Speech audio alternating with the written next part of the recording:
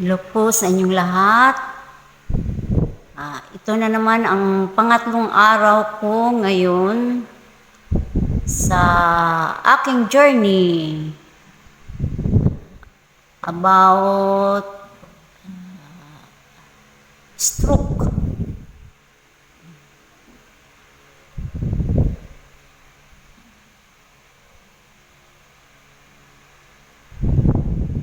Ang hirap naman pala mag-isip pag mga ganito. Nakakalimutan ko kung ano na namang isunod kong salita. Pero pasensyahan nyo na lang ako ha. Kasi ganito na talaga yung mga may stroke pala. Sobra na talagang malimutin.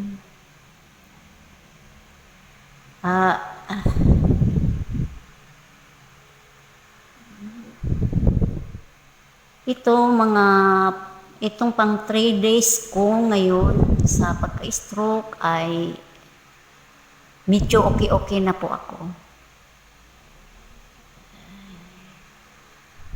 Yung paglakad ko, medyo rin. Tsaka yung paghawak ko sa mga gamit, medyo pa rin.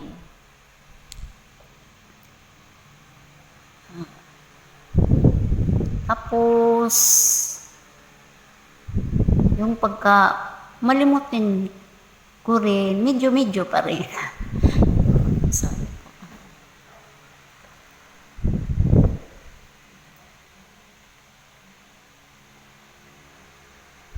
Sana maayos na ako kasi ang hirap pala ng ganito.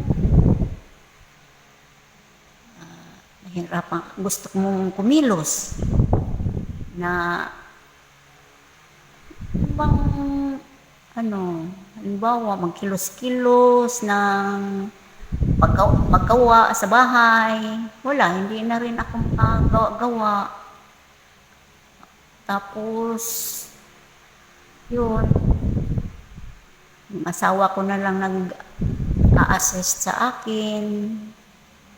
Buti na lang, hindi naman din niya ako pinabayaan.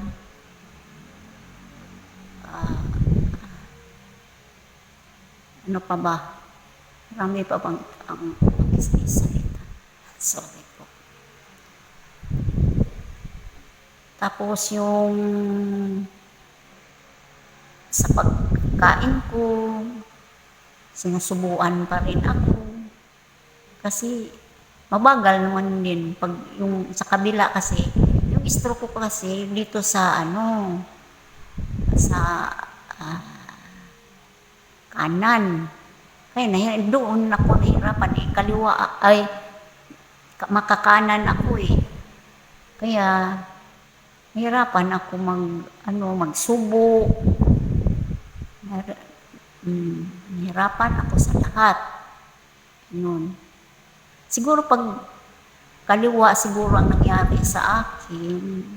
Kasi yun ang palagi magagamit ko. Siguro makaya-kaya siguro. Pero pag ganito palang kanan, ang hirap.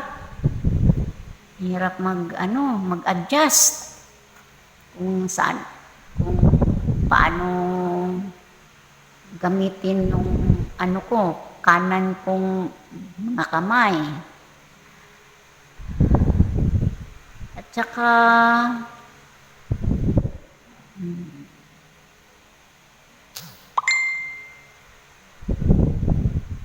mahirap din pala pag stroke talaga dahil yung gusto mong gagawin hindi mo magawa.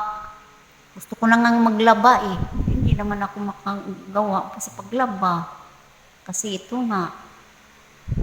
Tapos wala, ganito lang ako palagi araw-araw.